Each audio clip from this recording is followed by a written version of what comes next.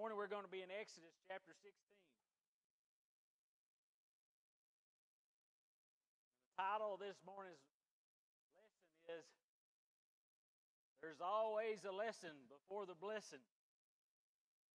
Always a lesson before the blessing. Always. If everybody's at chapter 16, we'll start in verse 1. We're going to read the whole chapter. We're going to go through the whole chapter. And I'm going to start in verse 1, and it says, And they took their journey from Elam, and all the congregation of the children of Israel came into the wilderness of Sin, which is between Elam and Sinai, on the 15th day of the second month after their departing out of the land of Egypt. And the whole congregation of the children of Israel murmured against Moses and Aaron in the wilderness. And the children of Israel said unto them, Would to God we have died by the hand of the Lord in the land of Egypt, when we sat by the flesh pots, and when we did eat bread to the full. For you have brought us forth into the wilderness to kill this whole assembly with hunger.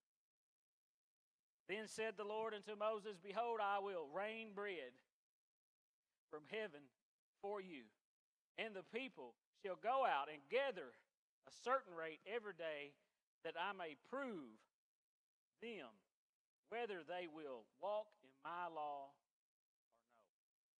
And it shall come to pass that on the 6th day they shall prepare that which they bring in, and it shall be twice as much as they gather daily. And Moses and Aaron said unto all the children of Israel, At the end, then ye shall know that the Lord hath brought you out from the land of Egypt. And in the morning, then you shall see the glory of the Lord, for he heareth your murmurings against the Lord. And what are we that ye murmur against us? And Moses said, This shall be when the Lord shall give you in the evening flesh to eat, and in the morning bread to the full. For the Lord heareth your murmurings which you murmur against him. And what are we? Your murmurings are not against us, but against the Lord. And Moses spake unto Aaron, and say unto all the congregation of the children of Israel, Come near before the Lord, for he hath heard your murmurings. And it came to pass, as Aaron spake unto the whole congregation of children of Israel, that they looked toward the wilderness, and behold, the glory of the Lord appeared in a cloud. And the Lord spake unto Moses, saying, I have heard the murmurings of the children of Israel. Speak unto them, saying, At the eve ye shall eat flesh, and in the morning you shall be filled with bread. And ye shall know that I am the Lord your God. And it come to pass that at the eve the quails came up, and they covered the camp. And in the morning the dew lay around about the host. And when the dew that lay was gone up, behold, upon the face of the wilderness there lay a small round thing, as small as the fine frost on the ground. And when the children of Israel saw it, and they said to one another, It is manna. For thou wist not what it was. And Moses said unto them, This is the bread which the Lord hath given you to eat. We'll stop right there for a second. Lord, I thank you for this word. Father, I ask that you reveal to us the lesson, Father, that's in this. Father, not the physical lesson, but Father, but the spiritual lesson that is before us. Father, that we gather what is spiritual every day, Father. And you provide for us every day our physical needs and our spiritual needs. Father, we thank you for that. Father, nothing's changed since this time. And Father, you're still the same. You're still in the same business. Father, you change not, even though we do. You're our constant. We can always see you as our rock, Father, that we can build upon, Father. And all these things. In Jesus' name I pray. Amen.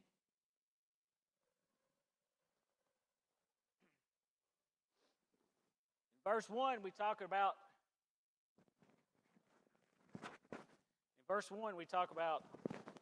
it says they left Elam, and they're on their way to Sinai. Elam was an oasis. So they're leaving the oasis to go to Sinai. And what was in Sinai? A place to meet with God and receive the law. So they have to leave a good spot to get to a better spot. But there's a distance in between. And on their travels, the whole congregation murmured. There's some complainers. You ever seen anybody complain inside the house of God? Huh? But they complained against Moses and Aaron. But their complaint really had to do with the Lord. Tony Evans says when your level of complaining is at an all-time high, it could mean that your level of praise is at an all-time low. So what level are you at this morning? What level are you at? Let's read on a little bit here. It said the children said to them that we want to, you let it out, we could have just stayed in Egypt, and the pots were full of meat, and there was all the bread we could eat. We're going to starve to death out here. Now, I want to get this point to you this morning. They had plenty of food. They haven't even started to eat their own livestock. But they see us when they leave the oasis that somewhere between there and there, they're going to run out. They have no faith of what God is about to do. Even though they've seen the Red Sea parted, they've seen all the miracles that God performed in Egypt to get them out of bondage, they had soon to go back to the bondage with a belly full of meat. We're no different. We've seen this pandemic. We've hoarded up stuff. I told somebody the other day there's the same number of backsides, but the toilet paper has disappeared. Somebody's getting it. Somebody's holding on to it. The food has disappeared. People are scared. And the first thing they do when you get scared, you grab a hold of everything you can. That's exactly what the children of Israel did. They grabbed a hold of everything and we're going to starve to death, Lord. Why have you let us out here? I know we've seen miracles. How many of us have seen miracles in our life? And you thought, if I'd have just seen what the miracles, that I would be a better person. It's not true. It's not true. It's not true. But he says, look, then said the Lord unto Moses, behold, I will rain bread from heaven. How many of us seen it rain, but we ain't never seen it rain bread? All right? This is uncommon. God is not common. He's not common. But look what he says. He said, the people will go out and gather a certain rate every day, and that I may prove them, that I may teach them, that I may examine you. You have a test. Every day you get up, you are being tested. You are being proved.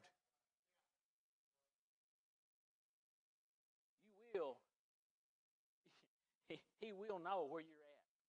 You may think you're way up here, but reality is you may be way down here. This is, as I said it many times, and I've heard a bunch of others, this book is a mirror. Go look at it.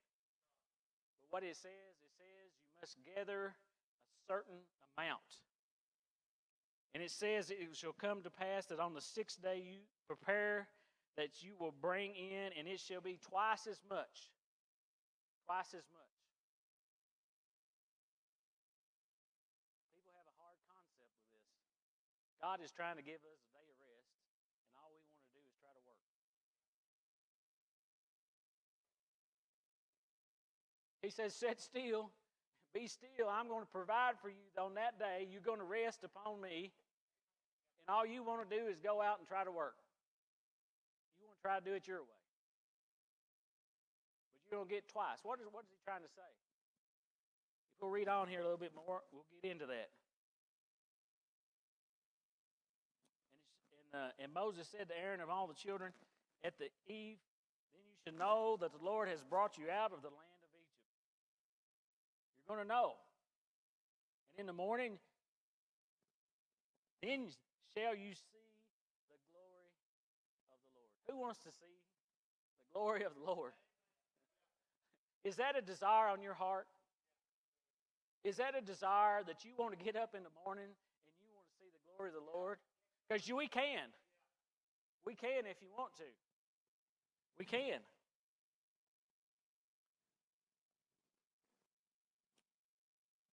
But they kept murmuring. But look what God said. God said, you're going to murmur. And he had every right then to strike them down. But God don't work that way. God said, I'll tell you what I'm going to do for you. I'm going to feed you. I'm going to provide bread for you in the morning, and I'm going to provide meat for you in the evening. That is mercy in its greatest form. He loved us when we're his enemies. He loved us when we complain against him. He still loves us when we don't do right. He still loves us.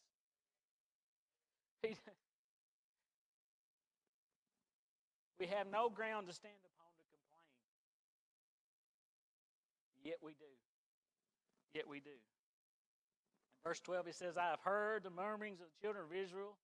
Speak to them, saying, at the eve you shall eat flesh, and in the morning you shall be filled with bread, and you shall know that I am the Lord your God. Do you know that he is your Lord? I know. Because I've tasted this bread. I've ate some of that meat in the evening. And chewed on it. Right here. Right here. We need some meat eaters, brother. We need some meat eaters. We're going to get to that. And it came to pass that eve the quails came up and covered the camp. Covered. All they did was go out and pick them up. All the meat they needed. All the meat they needed. Look here. And when the dew that lay was gone, behold, upon the face of the wilderness there lay small round things, as small as a fine frost on the ground. Now, how many of us have seen a good frost? There's nothing like deer hunting, brother. You stand out there, and the light comes up, and you see that frost on everything. See the deer coming out there, and you see that steam coming out of their nostrils as they come down through the woods. There's a quietness about it, because when there's a frost, there's no wind. It's calm. Now I want to show you the lesson that the children of Israel had to do here. He's provided for them. You're provided for, but there's something for you to do. He don't just serve it up on a fine platter for you. There's some requirements. And look what they had to do. When they saw it, they said, it's manna. Manna means, what is it? What is it? What's that stuff out there? I never ate none of that. You ever ate any of that? I ain't never seen that before. What are we supposed to do with it? Go out and gather it up. Small little seeds. And the only way they could gather those seeds up was to get down on their hands and knees. Get down on their hands and knees. That's a pretty humbling place to be.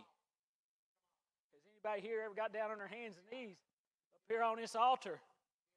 In their household? In the corner?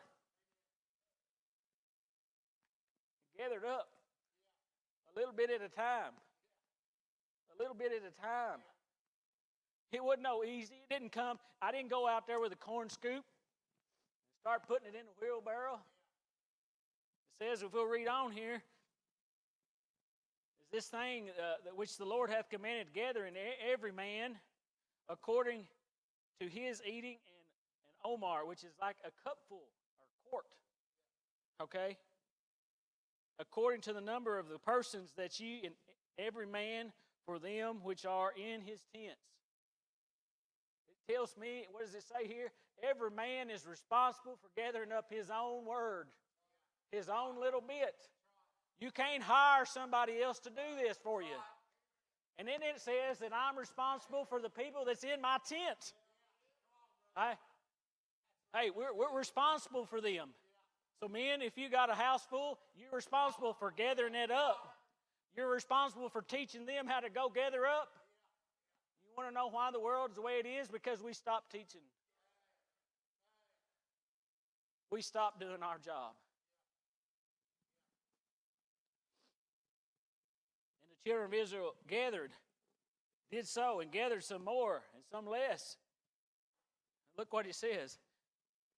And when they did their measure with an omar, and they had gathered it, much had nothing left over. And he that gathered little had no lack. They gathered every man according to his eat. What is that saying? Some gathered much and they never had any left over, and some gathered a little bit and they always was full. That's how God works. It's always the proper measure. It's never too much and it's never not enough. It's always right on. It's always right on target. But what did it say? And Moses said, let no man leave of it till the morning. It says, let no man leave. That means he didn't eat their portion. They didn't get up. They gathered it and didn't eat it. Or they didn't get it. How many of us get up in the mornings and get some of this word? It says if I'll get up in the morning that I can gather this word, I can see the glory of the Lord. If I'll gather it up, I'll have bread all day long. My belly will be full. It'll be full. But how many of us go out hungry? We go out hungry. I'm angry when I get hungry. I'm it.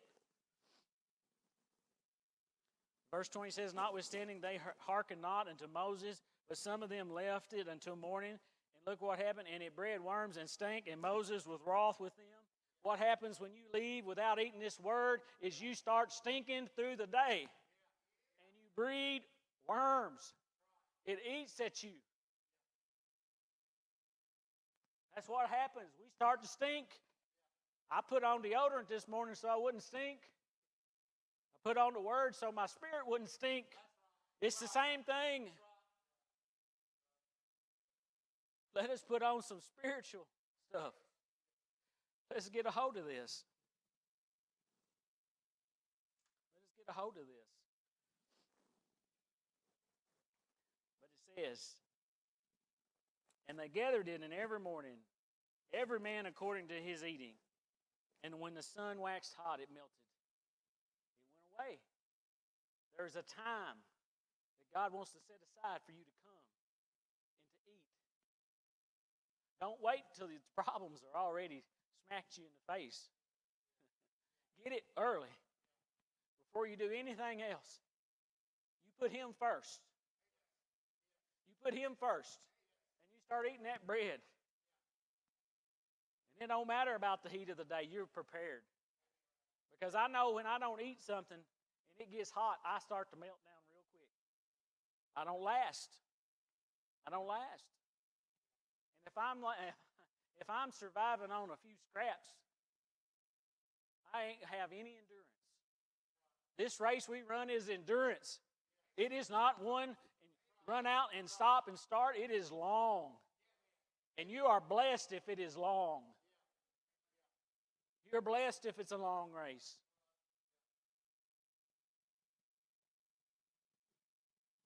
I'm going to read you something here. And this is some Jewish history, folklore, whatever you want to call it. And they talk about this manna. And God said, I'll put it out every morning. But before he put it out, listen to this. There came a wind from the north that blew the dirt off the desert, and a rain that come down and made it clean. So when the manna come down, it was clean.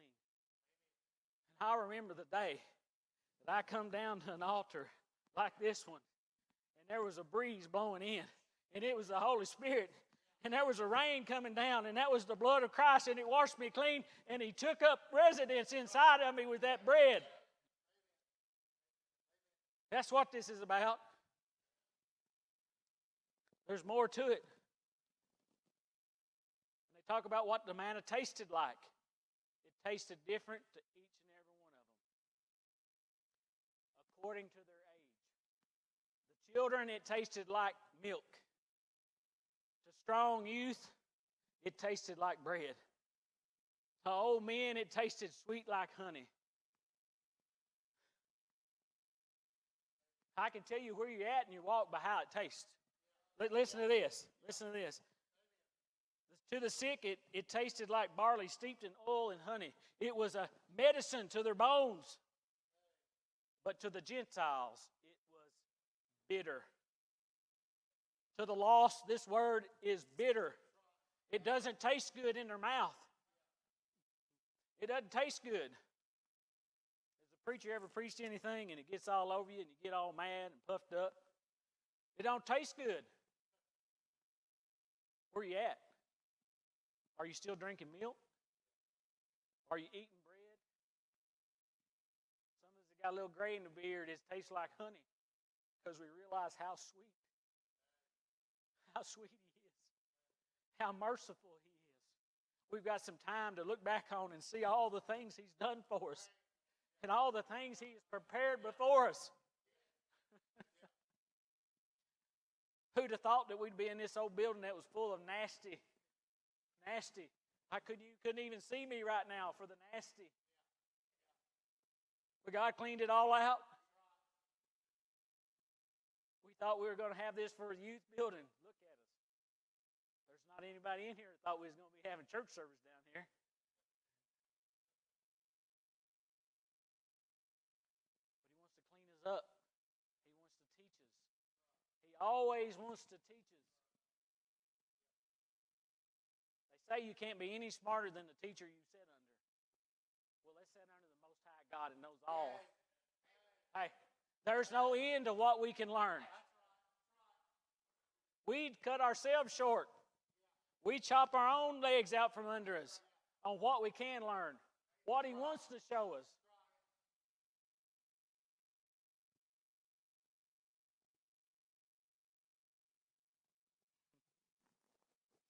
You remember tasting that manna for the first time? It was good. You know you can have that every day you get up. Every day we get up. We can go back to that place. In fact, he wants us to go back to that place. Remember what I did for you that day? Do you know where you was at that day? I remember walking down that aisle at Sharon Baptist Church and going down there on that altar. I didn't know what I was doing. I had not a clue. I'd have been to church since I was a little boy, but I didn't know what I was doing down there. I was broken. But I got it fixed. We're going to have some this morning that's going to come up here and get in this tank this morning. That's the first act of obedience right there. They're getting some things right, brother. You got some things right in your life. He's going to bless that. He's going to bless that. I had to get to a spot. Has anybody here ever God got you cornered up in a spot? And then you had to surrender. You couldn't take it no more. There's a lesson for you. There's a lesson for you. He's always teaching. He never goes out without teaching.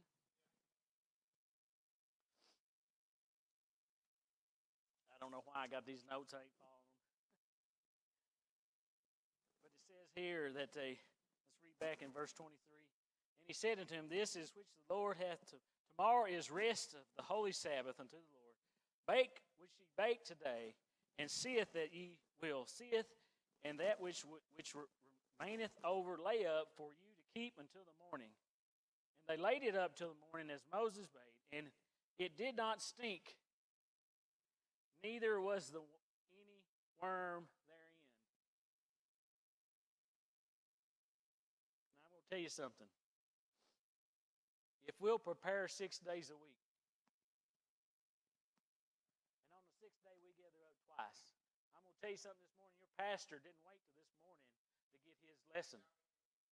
I didn't wait till this morning to get this lesson. I started eating on it way back here, a little bit, and I started gathering it up, and I got a little bit extra, and today I'm able to come and give out of my overflow. So if you're here this morning, you should have brought some overflow with you, each and every one of you. And we want to gather together as a congregation, and I bring a little bread, and he brings a little bread. All Baptists say love potluck. We all got a little bread. We all bring a little bread, and we put it on the table. And guess what? Now we got a whole lot of bread, and we can feed a whole lot. Anybody that comes through that door and doesn't know him as Lord and Savior, there's plenty left over that they may know, that they may taste this bread. That's why we gather together on this day, a day of rest. That we get to come together. That's what we've been missing, Brother Tommy. When we all sitting at home and the state tells us don't come. We miss that getting together and bringing our little portions and putting them out here. Putting them out, putting it all together, and seeing what all Jesus can do. Isn't that awesome? He's always got it planned out. But he says they didn't stink. It didn't stink this time. It didn't stink on the Sabbath day. It stinks all the rest of the days. But it don't stink left over. See, if he's not going to give Brother Ike a whole lot of word. David, he's not going to give you any. If you're going to hold on to it. If you're going to hold on to it for yourself, Dylan, he's not going to give you any. Because it ain't for you. It ain't for you to have more. It's for you to share. It's for us to share. That's how we can share the gospel. Because he's done fed us up. We've had bread. We've had meat. Now we got to let it go. But it says what? Lack. They never lacked any. I always like that. I never run out.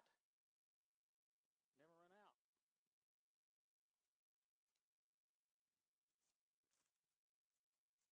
So this puts a little new meaning in the word. In Joshua 24:15, it says, "As for me and my house, we will serve the Lord." That's where he got that. I had to go out and give it for my house, individually. We got together up. Let's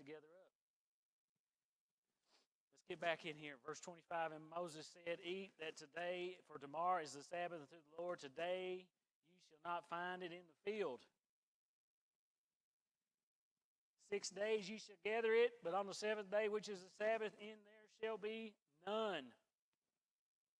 That's pretty clear instructions there.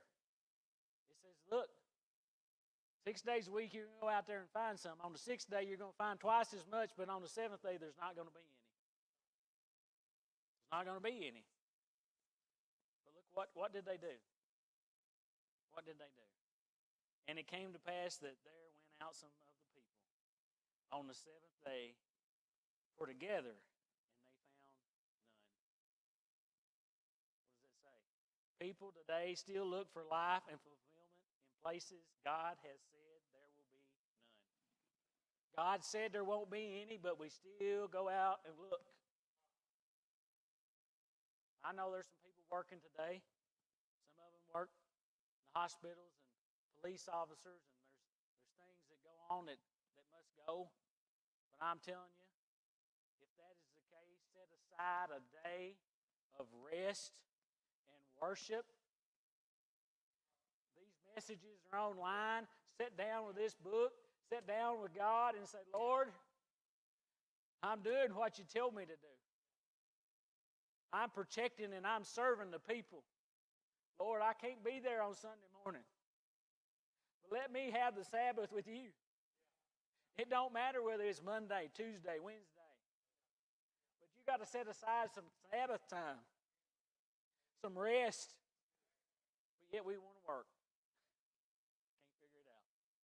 And I am the world's worst. It took me a long time. Well, there's work to get. Let me go gather. Let me go gather. But the worms come and ate it. And it stank. Let me tell you what happens when you do that. You stop gathering for your kids a little bit at a time. That overtime looks good. That triple time looks good. That money looks good. But you're giving up something you don't even see. Your wife may not have nothing to do with you no more. Your kids may not be. They're in drugs and alcohol. Why did that happen? I took them to church every now and then. Why do these things happen to me? Because you didn't honor the Sabbath. And you decided you'd gather it on your own. It has to do with we get it on our own and we don't listen to the Word. And we know what happens after this book. The Israelites, they don't get any better, they get worse. But they gathered this for 40 years. Every morning, they went out and gathered those little seeds. Every evening, the quail come in. 40 years. That's why, brother, when they knew how to glean a field. They'd had some practice on how to pick up the little seeds. Huh? They knew what they was doing. I would call those experts. If you spent 40 years picking up seeds in the field, you were an expert at it. You knew exactly how to do it. Have you gathered up anything? Have you got down this morning? My favorite part is the meat that come to Eve. I get a little word in the morning. But when I come home, if I'll set a little timeline, he'll give me a word that I can chew on. And you just keep chewing on it. And you keep chewing on it. What does it do? It strengthens you. It'll be a word that won't go away from you. It will not faint in the sun.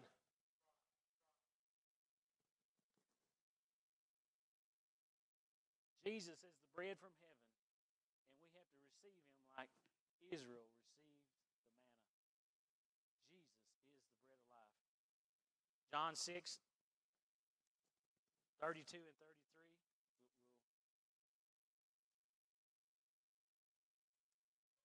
We'll turn over real quick. Let me see how much time I got. About 5 more minutes. John 6, verse 32 and 33. Then Jesus said unto them, Verily, verily, I say unto you, Moses gave you not that bread from heaven, but my Father giveth you the true bread of heaven.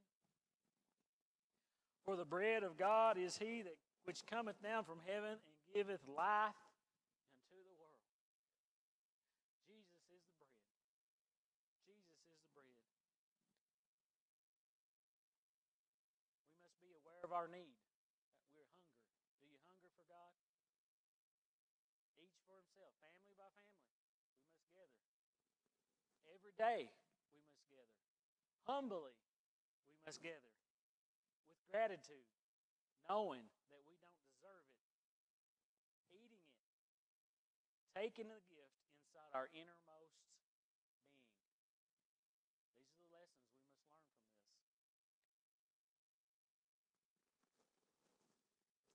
First, look at verse 32 real quick, and I'm going to end. And Moses said, This is the thing which the Lord commanded, Phil and Omar, of it to be kept for generations, that they may see the bread wherein I have fed you in the wilderness, when I brought you forth from the land of Egypt.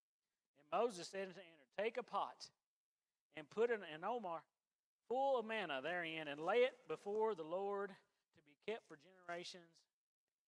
The Lord commanded Moses, and Aaron laid it up before the testimony to keep it.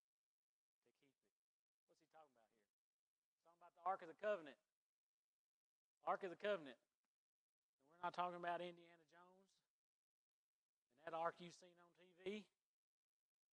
Okay? They're never going to find that ark. It's been hidden. But it ain't been hidden by no man. It's been hidden by God. And guess what? Guess where that testimony is? God resides inside of us now. That's where that ark is. All right? And what does he say? I want to put a cup full of bread. It means I want to put myself in there. I want to put a cup full of Jesus inside of me. And it's in this ark. It is our testimony. Does anybody here have a testimony? Everybody's got a testimony. Whether or not it's of God or not, I don't know. But if it's of God, you'll testify that cup is inside of me.